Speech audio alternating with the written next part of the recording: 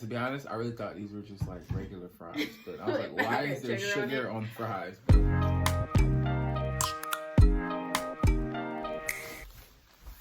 What's going on, guys? It's Chef and Chef, Josh, Tyra, and today we have a little review for you. I don't know, review or Mukbang. I don't know what that is, but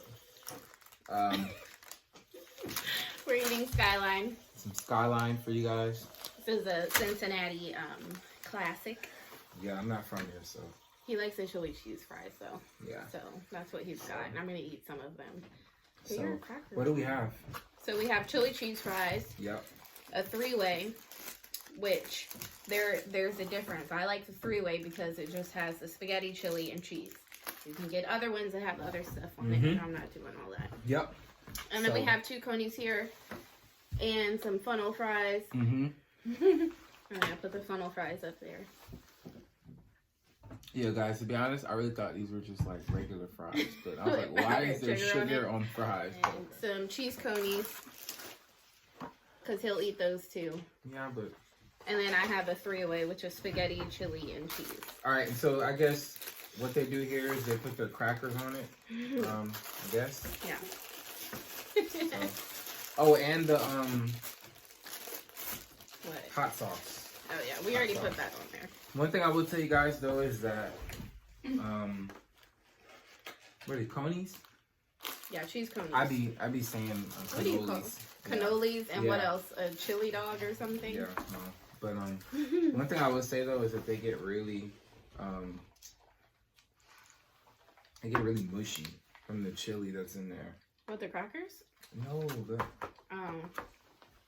That's part of it. Right. Well. Okay, but Lachelle's going to be asking us some questions today. So let's get started. What's your name? Okay, we already did names. We did the whole... Tell them again. They don't know you. What do you mean? We already Tell said them that. again. My name's Tyra. We said that earlier. Tyra Lee. Tyra Lee Catering is the name of my business. My name is Tyra. And Josh. Josh is Chef That Barber because he is a barber as well. That's what he's talking about. Okay. So, can you tell me a little bit about what school you went to? How did you study to become a chef?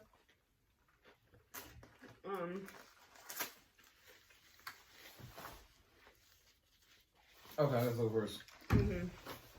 So I'm from Atlanta. I went to Le Cordon Bleu in Atlanta, Tucker, Georgia, before they all closed down. And then Le Cordon Bleu got sucked when they shut all of North America, Le Cordon Bleu schools down. So can you tell us about some notable people that have also come from that school? A couple of people? Yeah, like famous people. Famous people? Oh, it's a bunch of them. I don't really know the exact names. They never talked to you guys about it? Like, It's a bunch of people. It's a bunch of Michelin star chefs that came from Le Cordon Bleu. Oh, that's very, very famous. Which is surprising that they closed down. So it makes you they're wonder. giving Julia Child on there, right? And Giada. Yeah, she went there. I don't know if Paula Dean did or not. I'm not sure. I don't know if Oh, Paula she Dean didn't. went to Bobby school. Flay. Maybe. I went to Cincinnati State here in Cincinnati. They have a culinary program that's pretty good. I think it might be the only one in the tri-state. I don't think any famous people have come from there. It's highly ranked though, isn't there? It is highly Michelin ranked. Star chef that worked there? No. I don't think so. Not that I've heard of. I mean, that's my first time even hearing about people come. Like a lot of the chefs that are here come from that school. Versus like Le Cordon Bleu or CIA. They're from all over the world. Right. This one isn't as hot. Like, Yeah, it's kind of cold. it's kind of cold. Well, What location is that? So we can call them out. it took a long time to get here though. It still should be cold. But it. What? No steam. No. This is what you get when you eat with two chefs. expectations were higher. Sierra Mist is good though. Mm-hmm. But yeah. Okay. So, what age were you when you first started having dreams of becoming a chef? I don't know. Ever from like since you'd be outside playing, and you get bored, and you start mixing up the mud and water, thinking you're making something good for pretend. Or like, what was it? Peter Pan. Remember Peter Pan when they were like, is it Peter Pan? Where they all faked that they had food on the table. You don't remember that? Mm-mm. I don't really remember any of watching that? Peter Pan. I forgot you guys read books all damn day. Yeah, that's really what it is. No, We really did just read books. Wow. We'll go to the library and get like matching books. I don't know what he has against reading. Yeah. I don't. It's a whole world in your normal head. stuff that people like us we talk about. They don't. So I'm not normal. I'm talking about us in the audience, but We're different from the audience. yeah, but no, but yeah, for me like cooking was I knew that at a young age. Mm-hmm. I have pictures. I don't know how old I was in that picture, where I'm like trying to flip pancakes and I'm barely taller than the stove.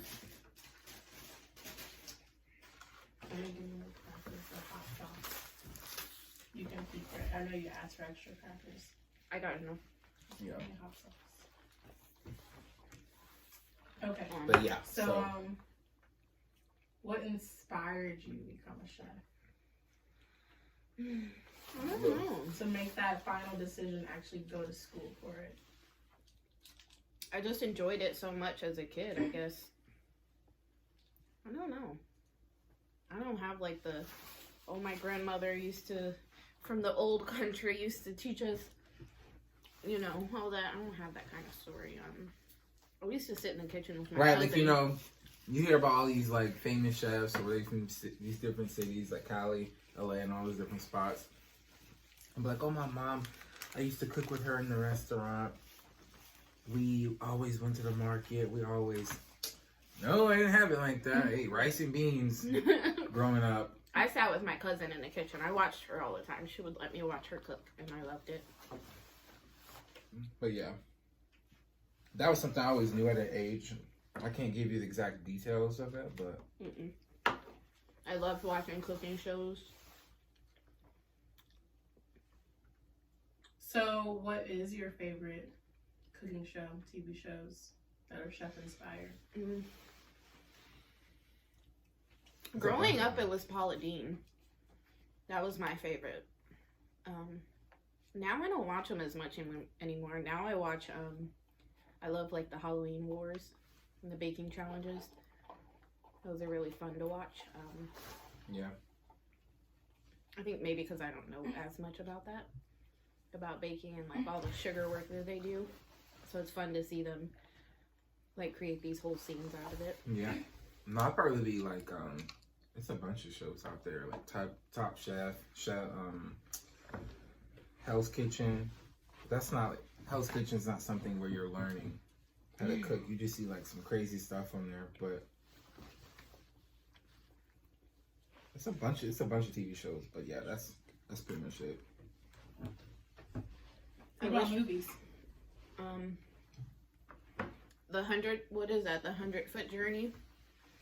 That one was pretty cool, but it also still made it seem really corny where he's like literally breathtaking away every time he tastes anything worthwhile. I think that's always funny when they act that way. Yeah. Or like Ito from Ratatouille. I don't love it, I don't swallow. What's your favorite one? I think we like Chef. Chef.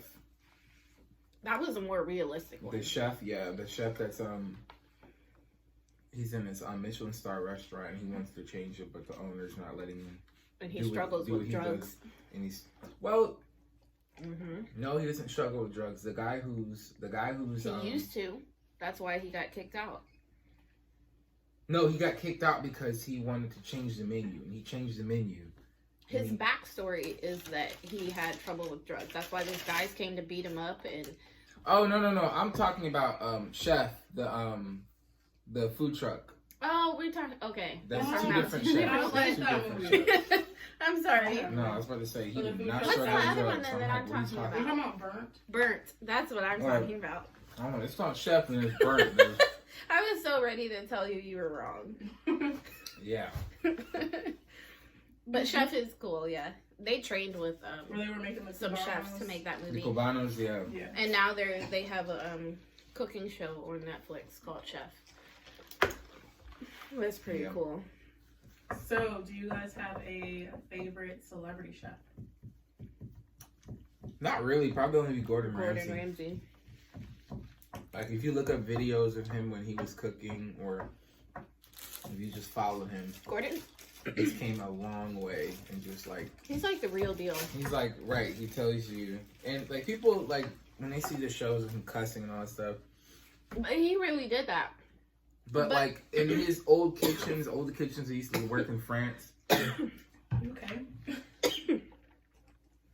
Well, but yeah, all his old kitchens that he used to work in France. I mean,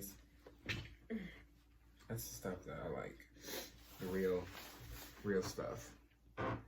But Gordon was ruthless. Like there's a video of him like dragging a kid. Not really, but he grabbed the back of his collar of his chef coat. But I think he said before in an interview that he's come a long way from that. Yeah. So, but you know that he's real. He doesn't seem washed out by the shows that he does. So, do you think the kitchen in real life mimics the way Gordon Ramsay runs his kitchen? A lot, yeah.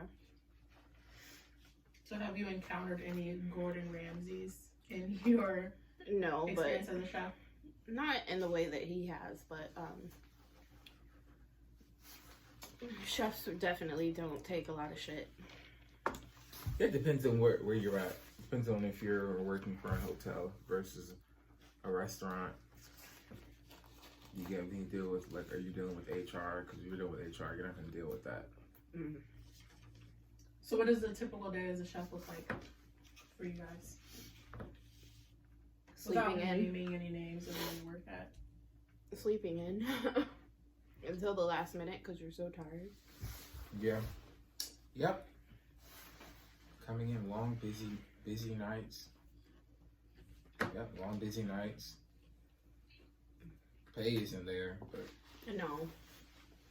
depends. Like, you have to really work hard. And working hard meaning working hard years and years of people not noticing. So, I've read a lot of articles about how in restaurants, a lot of times the servers are actually getting paid more than the chefs, especially in higher end restaurants because of the gratuity on the bill. Yeah.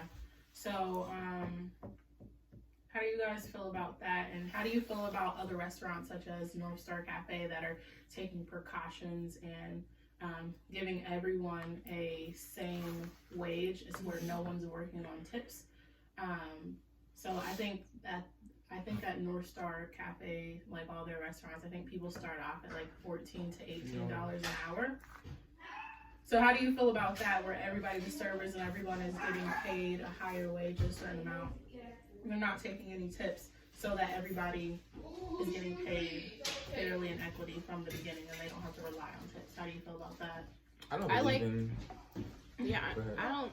I feel like we're the only country that has people working for tips. And that's what they rely on. Yeah. I don't know. I don't believe in, like, waiters and cooks to be paid the same. I don't believe in that. Just from the work, So it's two different. cooks should be paid more. Mm-hmm. Yes, for a fact. We're the reason everybody's there. Think about it. I mean, it's really, I don't know. A lot of people are gonna argue about that, but that's just how I feel about it. Can a restaurant be run without cooks? No. Can I a don't restaurant think so. be run without servers? Yes. Because you could have, we always, Yeah, it could work. But That's true. If you have walk-up windows and things like that. Could a sit-in restaurant run without servers, though? Yes, but it'd be harder. Yeah. You would really have to think about it and finesse it. But you can't run a kitchen with no cooks. Because who's going to cook the food? But I mean, for me personally, at the end of the day, I think everybody should get fair. But Yeah, I'm fair. not necessarily Based off their job. Yes, But Based I off don't their think job. servers should get paid more than what we do. yeah, most definitely. That was a big issue that I saw in a couple of articles. So that's why I just wanted to bring up that point. Yeah. Um, Yeah, if we gonna argue about that. So, what does a typical date at work look like? Joshua is the one in an active restaurant right now, so. Yeah. I mean, it's coming in. It's coming in. Getting your mise en place set up.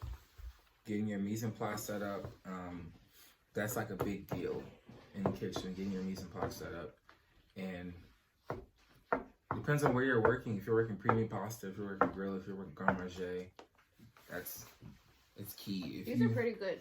They're not bad. Yeah. Did you eat one? Yeah, I had one. What do you think? They're okay. I feel like it's kind of sort of like a secret menu item. A lot of people don't know that they have them. Because they're not on the menu most places, though. But the one we just went to, they had it on their billboard. Did they? I totally missed that. Well, they just add this on the menu? Like, did they just put this on? I know at a lot of Scotlands they don't have it on the menu. But I mean, like, it's been around for a while. But the only reason why I found out about it is because someone told me, so. So, yeah. Bone fries, everybody. It's not overly sweet, which I like. I don't like eating things that just taste like sugar. So, what do you guys cook at home? Pasta. Food. Pasta, tacos. I don't know. A lot of times we're eating leftovers from work.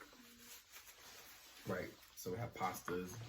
So, is that like a perk from the job? Yes, Yeah. of course.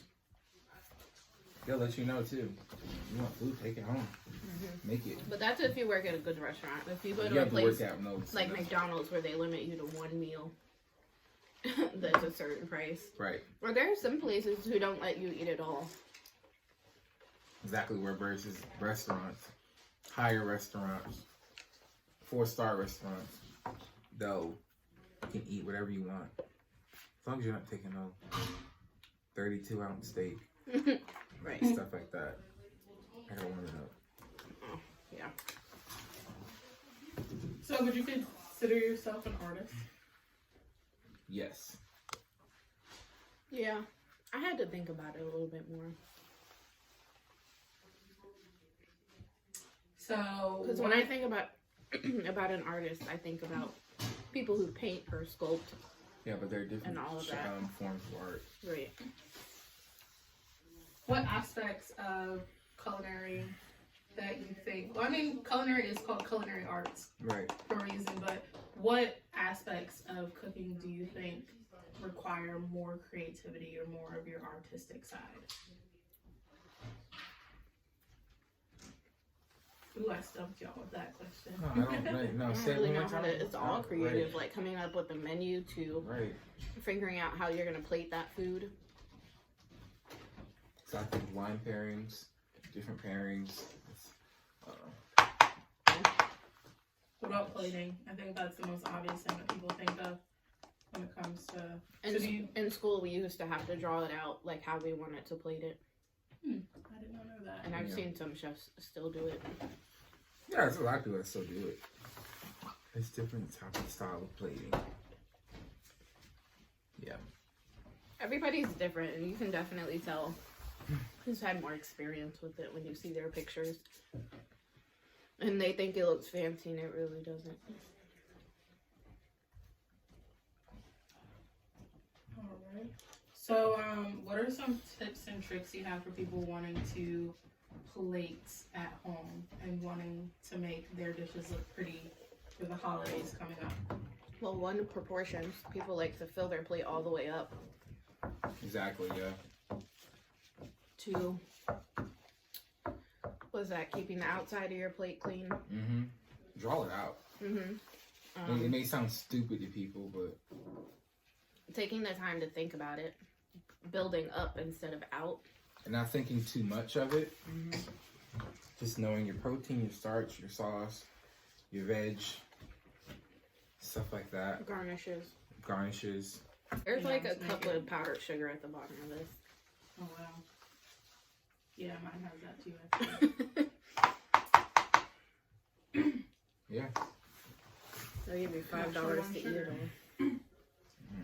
all. Okay, so in culinary school, what was the hardest thing you guys had to learn to master? Mine is a tournée.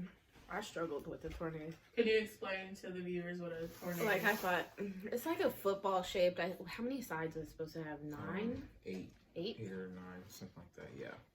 But it was just stupid. Nobody does it anymore. So then I struggled with that. Like, why do I have to learn how to do this if we don't do it anymore? Yeah, it depends. Joshua made money off of people doing it. I was just because I've already had experience before coming into culinary school and stuff that I've already learned before culinary school. It helped me out. I made money in school, but probably be sausage making. Yeah, that was tough. Like, you have to learn how to like that was pipe the it out first correctly, time, so that like knowing the right what is it called for your fat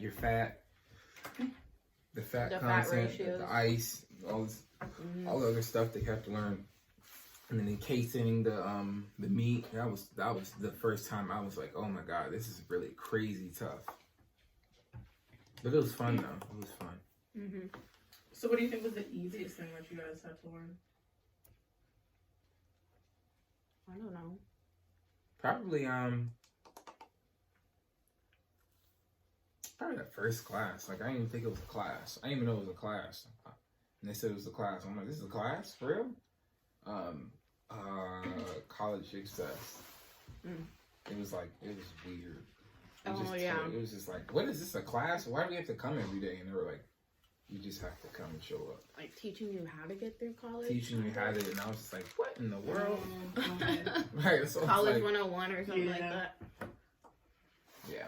What to expect, how to succeed. Okay. So, what do you think is the most important thing that you learned in school? Food costing. Mm-hmm. Because without that, working as a team. Because everybody wants to fight to have their ideas be what's done. So when we have group projects, trying to listen to everybody and take everybody's opinion into account. Some good lessons. Yeah. So, I struggled with food costing a little bit. Oh no, the hardest thing for me was nutrition, because you have to balance everything out for like the percentages of like fat and sugar and protein and like carbs and all that. You had to balance them out till they were an exact percentage, and that was so hard. That was fun. I hated that the most. So, what's one thing that you think all aspiring chefs should know? It's not as glamorous as people think. Like, we hear about people who are lawyers and doctors and stuff who want to quit to become a chef, and it's like, you're not going to be a chef just off the bat. You have to actually work for it and earn it. Yeah. You don't get paid all that well as a cook. You might get minimum wage or maybe a couple of dollars over starting out. That's if you want to be a cook. But everybody still starts out that way, especially if you don't have any experience. Right, but if you want to get line cook for the rest of your life, then that's what you're going to be doing. But then it takes people, it's not quick, like, unless you're like some savant who's just magically just great starting out. It's still going to take you a while to even become sous chef. Like, there are some people who have worked there for like 10 plus years and they're a sous chef. Yeah. Definitely a lot of hard work, a lot of labor that goes into it. Mm-hmm. What's one thing that was surprising to you going from school to being an actual workforce? The amount of people that don't have any respect for you going to culinary school. They think it's pointless. Yeah. I don't know. For me, I feel like people on their views on culinary school is very divided. I think you can definitely learn things from culinary school, but there are those people who've been doing it for like 20 years and never went to school, and they don't like that. Yeah. You guys are looking like you're getting the itis over there. And then it was kind of cold, so I wasn't happy about I that. really warm it up. Yeah, it's like cold. Do you guys want to take a break to warm it up? No, I'm full now. Okay. So what's your favorite restaurant? Joshua's Soto all day long. Can you tell everybody where Soto is? Give them a shout out. It's your favorite restaurant. Where's Soto? Where is it? It's downtown Cincinnati on 6th Street. I worked there first. Open. Yeah. Yeah, she worked But there Josh will first, probably be there longer than I was. Yeah. He enjoys it more than I did. Yeah, and I worked creamy pasta. So. Yeah, he works on the preemie station. I work garmage, which... What? Okay. So is that your favorite restaurant as well? It's really good. I don't know. My favorite restaurant depends on my mood and what I want to eat. Yeah, that's another good restaurant. Maze. Maze Ooh, is another Maze good is restaurant. really good. I will only Empanadas. recommend the empanadas. I won't recommend everything else. Yeah. Everything else is the Their same. empanadas It's okay. are amazing. Yeah, their empanadas are But their amazing. Their main sauces are dishes- amazing. But the main dishes, They were okay. They weren't bad. And we were really happy. So you start out with like the empanadas and drinks, which we were really excited about. yeah, We got the main course, which was okay. We were still like, all right. yeah, But then by the time dessert came around, it just felt like it was kind of half-assed. yeah. What What was did it? we have? What's that? I don't remember what we It's had. fried. It's I don't know, I can't Oh, the think of them. churros. Churros, yeah. Those weren't. Yeah. But their empanadas are amazing. So what about your favorite fast food restaurant? Place when you're on a road trip, like you always can go there, stop. I have no shame in eating McDonald's. We always I don't get either. chicken nuggets from there. Yep, I'm sweet and perfectly sour. fine with that. With sweet and sour sauce, yep. And if you don't get the sauce to go with it, it's just pointless. All right. So when you guys cook at home, how do you feel about pre-made food? Such as like frozen foods. Do you ever shop the frozen food section? Do you get food in cans? What about jarred sauces? Things like that. I don't think we've ever bought any canned food. No, I don't care for canned food. No, we No. don't buy jar sauces. Yeah. It's so easy to make your own sauce, so Yeah. why not? It depends on. I mean, it depends. It depends on any people. I mean, And I'm thinking like pasta sauce. yeah, pasta sauce and stuff like that. But I don't find any negative towards any of that stuff. I really don't. It's just I just a feel. preference. I just right, exactly. Just making sure. Let's settle it once and for all. What's your favorite hot sauce brand? I don't have a hot sauce You don't brand. have one. Okay. No, probably close thing would be Frank's, and that's it. I like sriracha for everything. I mean, sriracha's good, but it's not a hot sauce. It is. It's a hot sauce. No, like a typical hot sauce. If you say hot sauce, you're thinking of Frank's. You're thinking of not sriracha. Sriracha's it's a total different. It's out of that category. It's a hot sauce. Don't get me wrong, it is. But when you say hot sauce, like everybody has their different brands of Tabasco, Louisiana, Hot Frank's, and all that. One with the skull. Sriracha. All right. We made. Never mind. We made sriracha in the hot brand. What? Okay, so when you guys are going grocery shopping, do you guys ever get sucked into the trap of fad foods such as like avocados, really big fad, kale, or do you guys just kind of sort of? No, we're not I mean, if it's there, I'll eat it, but I can't say that I've ever actually went to the store like, oh, we need to go get avocados. Some people are like, you have to have avocados in your house. I really don't care for avocados unless it's in like guacamole or maybe smashed up on a sandwich. I'll eat it then. Yeah. But avocados, toast, and all that. Don't be down in the avocado toast. Or just what is that? Just eating avocados with some salt and pepper on it, like. Yeah. I don't know. Well, salt and pepper is good on avocado. That's still good. I don't get a craving for it. Yeah. Okay, so have you guys ever dealt with any restaurant critics such as Ego from Ratatouille? No. I mean, we did have a couple critics come to that were writing for magazines that came to one of the hotels I worked for, but it wasn't anything on that level, like where people were like they show in Michelin star people come. Yeah. So out of all the things that you've cooked, what is one thing that you won't eat? I got a list. Oh, let's hear it. Frozen pizza. I hate it. Will not eat it. Nope. Peas. I don't like them. I remember one time I was like a senior in high school and I went over my mom's friend's house and I was babysitting, and when she came home, she made me eat the peas. Like I had to eat them. Like, okay, not a child. Fish sticks. I will not eat. Fish sticks, all right. What else? I know earlier you were talking about a very famous dish. That's really famous. Oh, escargot. Yeah. No, thank you. I feel like a lot of my list though is stuff that from my childhood that I refuse to eat anymore. Right. I don't think a lot of people eat them when they get older. Oh, I won't eat escargot. I don't like the. No, that just seems wrong. I won't eat shrimp. I don't like the texture of it. No shrimp for me either. Nope. You guys are missing out good food. What will you not eat? I eat a lot of stuff. There's not really. I won't eat peas and then what else? I don't really have anything. Is there else. anything from your childhood that you would not eat anymore? No, and probably the salmon, the canned salmon that comes with little bones. Yeah. Those little bones.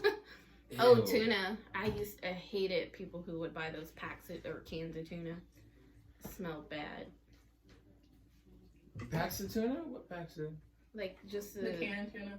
Like the shredded tuna. Okay, I'll eat that. If you take some mayonnaise, capers, chop it up, like lemon, a salad. Salt and pepper, and make like a tonado, like a issue with that. How about tuna noodle casserole? Nope. You used to love my tuna noodle casserole. I don't know. No, you did. I've never had that. I remember those days. Eat it because you're hungry. I don't know. But that's it. I don't really have a lot that I wouldn't eat. Yeah. So, what is the most ridiculous request you've ever gotten while in the restaurant?